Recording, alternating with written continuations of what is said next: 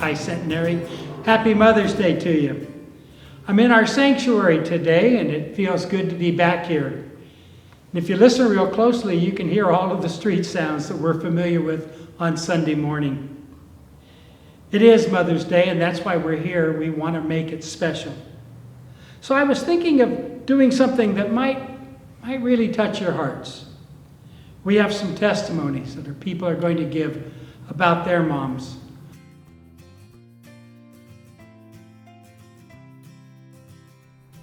I first wrote about my mother in 2013, before I became a mother-in-law, before I became a grandma, before my husband experienced a stroke. It seems like a lifetime ago. Now I look in the mirror and I see her face. My body is hers, my arms are hers, my voice is hers. One of the last lucid things my father said when a caretaker asked what his wife was like, and he just pointed to me and said, "There she is." Life is marching on faster and faster, and I am fading faster and faster, but still she speaks to me.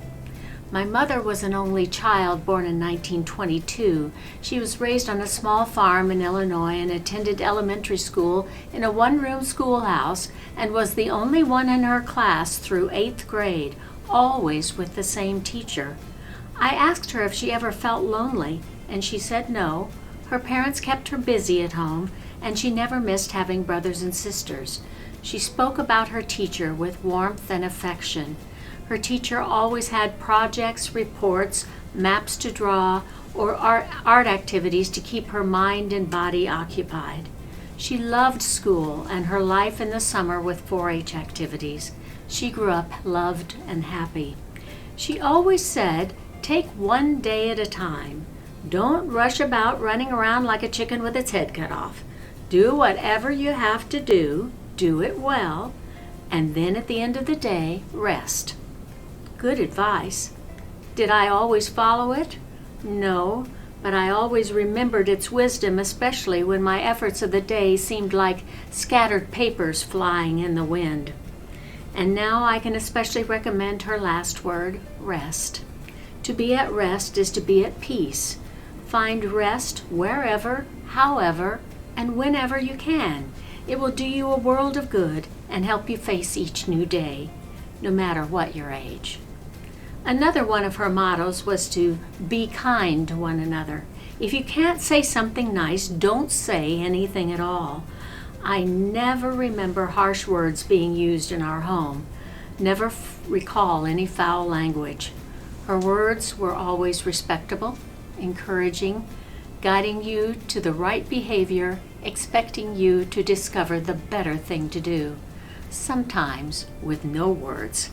One time in my brother's high school dating history, he came home long past the appointed time. She met him at the top of the stairs and just pointed to the dial of the alarm clock she held in her hand. He got the message. But for the most part, she spoke with joy in her voice, a twinkle in her eye, and laughter in her heart. I look forward to seeing her again in heaven. To hear her laughter, that would be a great gift. She was so close to God through her daily devotions, her Bible study, and her prayers. I was blessed to have her as a mother, and I look forward to being near her again and telling her all about her great-grandchildren and meeting her new friends in heaven. Well, this is Mother's Day, and due to the pandemic, we are certainly celebrating in different ways than we have in the past. But I want to wish every mother out there love and happiness on your special day. We do need to remember that God will continue to bless us during these hard times, and I think it's important that we understand that. I am Suzanne Love, and Pastor Bob has asked me to talk about my mother this morning, one of my very favorite subjects, so I'm happy to do this. Mom was an amazing woman who loved the Lord. She was born and raised in the Methodist Church, as was I and my daughter. And now my 2 grandchildren have been born into and raised in the Centenary Church. So we are lifelong Methodists, and I'm happy to say that. My mother didn't teach me what a Christian woman is, and she didn't tell me what family and friends mean, and she didn't tell me what love is. She showed me. Every day she lived her life for Jesus, and every day she showed exactly what someone who loves Jesus lives as. She was a stay-at-home mom who never stayed at home. She taught Sunday school, and she and my dad were our youth leaders in the church. She was our campfire girl leader, and she served as president of PTA, United Methodist Women, and PEO. Our family had just one car, so she drove my dad to work every day and then chauffeured my sisters and me around to all of our activities. My husband said I need to tell something about Mom, and so I'm inserting it here. She loved to bowl, and she bowled for years in a senior league, and on her 92nd birthday, she was bowling with her other son-in-law and grandson, and she beat them both. Gary liked to bowl, so my mom would always share her bowling scores with him, and she was, as a 90-year-old, a pretty good bowler. When she was at home, she was baking and cooking. We had home-cooked meals basically 24/7. Except for Methodist potlucks, Easter Sunday, and Mother's Day. And my dad would take us out to a restaurant on those 2 days. Otherwise, we had home-cooked meals. Boysenberries grew in our backyard, so in the summer she'd go out early in the morning, every morning, and pick enough boysenberries to make a pie for dinner that night. We had no air conditioning, so she was baking early so as not to keep the house heated up. And at night, we would have a fresh boysenberry pie after our dinner. My mom made the best pies ever, and I know a lot of you say that about your mothers and your grandmothers, but my mom made the best. Ask my husband, ask my grandkids. She was an exceptional pie baker. In fact, when she was in her late 80s, my sister asked her to bake 45 apple pies for a fundraiser at her school. She did this, and I understand that those were probably the best money makers from that fundraiser. Again, it's one of the things my great-grandchildren really remember about her, and I have a nephew and my grandson who are trying to duplicate her crusts. So far, they're still practicing, but that it was something good to aim for. When also at home, she was sewing. My dad was a high school principal, and she did not work. So, being children of the Depression, they were very careful with their money. And my mom decided with 3 daughters, she needed to be able to make our clothes. So my dad bought her a sewing machine, an old Singer sewing machine, and she taught herself to sew. And she was a beautiful seamstress. She made most of our clothes. And when I was in high school, my girlfriends and I wanted to trade clothes. They'd borrow mine, I'd borrow theirs, and they always wanted to borrow the ones that my mom had made. She made the bridesmaids' dresses for all 3 of our weddings. She made her mother of the bride's dresses, and she even made my dad a leisure suit. Now, a lot of you won't know what that is, but those of you that are my age will remember leisure suits and polyester, and that's exactly what she did. She didn't have a clothes dryer for years, but when polyester became popular, she had to have a clothes dryer because that's the way you cleaned and dried polyester. So she just continued to sew. Mom didn't stop there. She started teaching my daughter at a very early age how to hand stitch. You know, she'd give her a needle and thread and a piece of cloth, and Melanie would learn to make stitches. And then she graduated to the sewing machine, and that's how Melanie learned to sew. She didn't learn it from me. Melanie became a drama teacher, and my mom made dozens and dozens of costumes for her students. I'm not sure what Melanie would have done if it hadn't been for her grandma. She was a blessing. My mom was a wonderful grandmother, but she was a fun and loving great-grandmother. It was probably her favorite thing. In her last years, when her health wasn't as good, nothing perked her up as much as having one of her 3 great-grandchildren show up. All of a sudden, she got out of her chair and she wanted to plan lunch, and she would come to life when we said, you know, your great-grandchildren are coming. And she, as Gigi, that's what they called her, as Gigi, they would just love to have her pitch to them. It was, Gigi, will you pitch to us? So my 90-year-old mother would go out in the backyard and pitch to my grandchildren so they could practice their batting. Louita Stocking was my mother. She was born into a Kansas farm family, one of 12 children. These people lived during amazing times, and she was an incredible woman that I admired so much. The thing is I'm not sure she was the only mother like that. We talk about the greatest generation, and these parents were definitely from that generation. We talk about how everything's disposable these days. You know, they don't make cars or appliances or furniture to last the way they used to. And I kind of feel that way about mothers. These were special mothers, and I don't know that we make mothers like that anymore. We try, but these were special mothers. Mine was a wonderful role model as a devout Christian and loving mother, grandmother, and great-grandmother. If I'm half the mother she was, I will consider my life a success. I miss my mom very much, but I thank God for letting me be her daughter. And I thank him now for letting me be the mother of my wonderful daughter. So again, happy Mother's Day. God bless you all, and stay well and safe.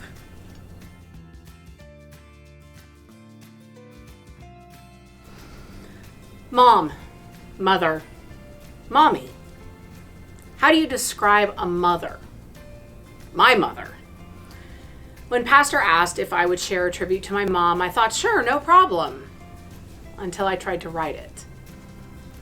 How is it possible that the woman I remember going 40 rounds with in high school over the 5th rewrite of an essay is the same woman who would stay up all night making costumes for the productions I was directing once I was a teacher?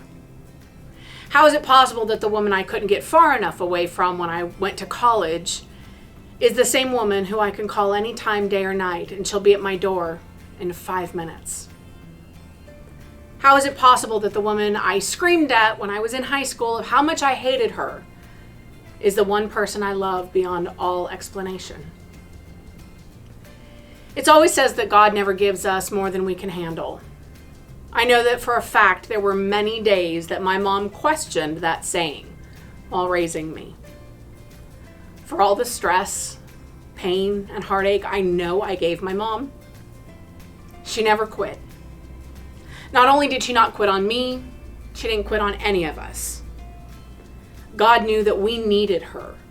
He knew the kind of woman each of us in our family would need, in the good and the difficult times. The amazing part is that she, like so many others, it was not only her kids, but her grandkids, her parents, her sisters, her in-laws, her friends, our friends, my students. When I see all the people that my mom has touched and helped throughout the years, I am truly amazed. God didn't just give her to me. He gave her to hundreds of others. Maybe for a moment, maybe for a year, for some of us a lifetime. But God has truly blessed so many through my mom. She's far from perfect, but none of us needed perfect. We needed her. Her strength, her support, her sacrifice, and unconditional love was and always will be there for all of us. Thank you. Thank you so much. Those were so special.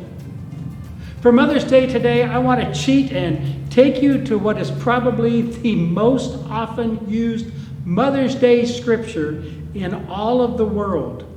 Yeah, I'm going to take you to a very familiar passage, to Proverbs chapter 31, verses 10 to 31. Would you hear these words as we go through them? The author begins with, "Who can find a virtuous and capable wife? She's more precious than rubies. Her husband can trust her, and she will greatly enrich his life. She brings him good and not harm all the days of her life." In verse 10, the author introduces us to this wonderful person, this virtuous person. And he tells us that such a person is worth more than rubies. What makes this person so valuable? Well, it's not what they can do for themselves or for others. It's what their heart, it's what's in their heart. It's what's in their character. This wonderful person, the Bible tells us, is trustworthy. And notice, she will greatly enrich his life. It means that this wonderful, virtuous person cares more about others than they do themselves. Those are special people in our lives, church. When I was a kid, my mom worked not only as a mom and a housewife, but she also had a full-time job outside of the home. She did all of the housework. She did all of the work there at the courthouse in Dinuba. And it didn't leave her a lot of time, not much free time at all. But when she did have free time, you know what she did with it? She used it for her family. We would play checkers around the table, and oftentimes she would be playing us a game of checkers while she was cooking dinner in the kitchen. And she would go into the kitchen, and we would try our strategies, trying to figure out how we could beat her at this game of checkers, because we never did.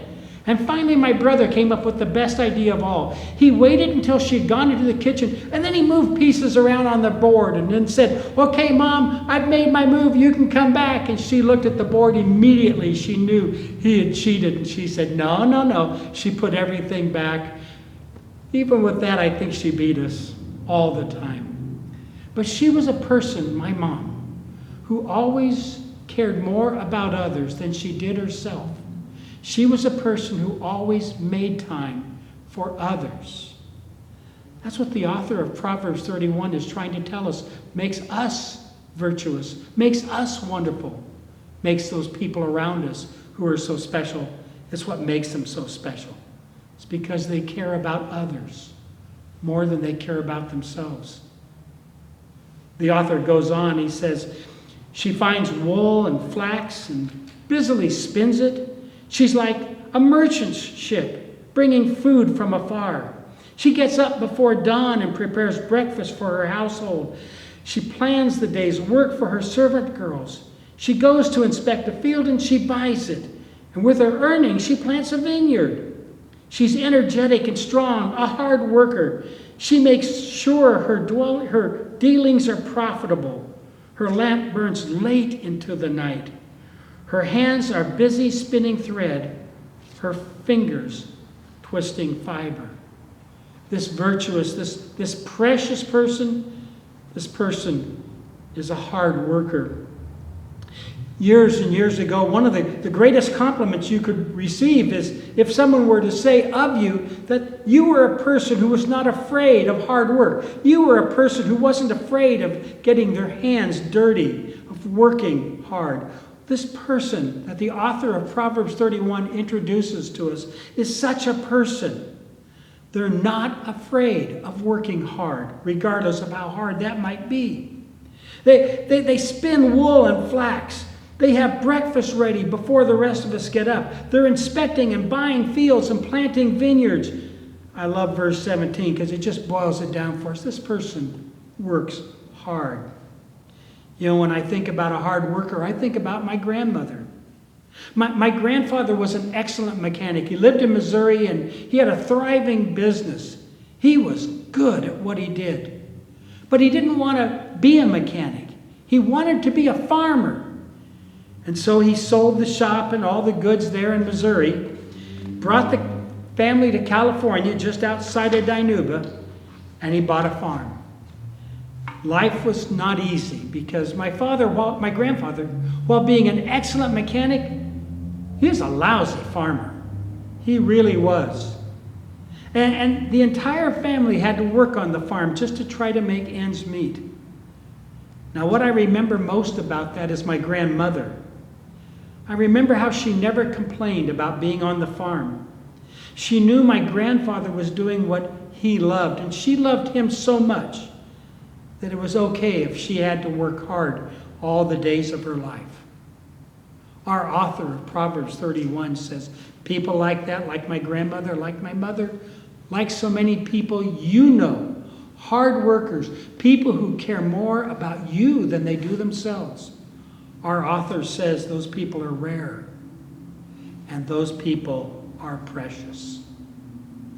Our author continues, she extends a helping hand to the poor and opens her arms to the needy. She has no fear of winter for her household, for everyone has warm clothes. She makes her own bedspreads. She dresses in fine linen and purple gowns. Her husband is well known at the city gates, where he sits with the other civic leaders. These verses begin to tell us what's important to this hardworking, precious, caring individual. Verse 20 says, the poor and the needy are important to them, so they open their hands to share. I think about the book of James, where James tells us that if we see somebody that is hungry or cold, and we say to them, you need to be warm, you need to be full, oh, I hope you get there. And then we go on our way. James asks us, what good are our words?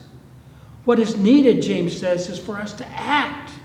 When we see someone cold, to help, find a way to help them. When we see someone hungry, to find a way to help them. You know, I think about James' words. I think about my mother-in-law, because she always seemed to live these words.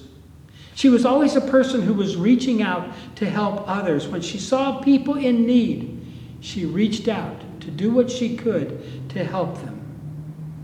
Verse 21 says this precious person, family is important to them. Notice in verse 21, she takes care of her household, making sure everyone has warm clothing. Again, I think about my mother-in-law. For she and her mother, Cheryl's grandmother, used to make the four girls matching outfits for Easter. And you can imagine how these four little girls must have looked going to Sunday school and church service on Easter Sunday, all wearing dresses that were made by hand with care and with love. They did this because family was important. They did this because they cared. And those people, our author tells us, if you have those people in your life who care about you, those people are precious. Those people are precious. Verse 24, she makes belted linen garments. She makes sashes to sell to the merchants.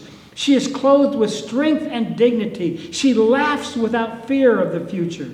When she speaks, her words are wise, and she gives instructions with kindness.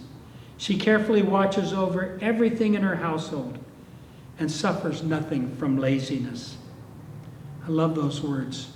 She herself, this woman who is making clothing for her family, she herself is clothed in strength and in dignity. And her words are wise words, and they come from a kind heart. And again, I'll say it, the people in your life who are like this, these are special people.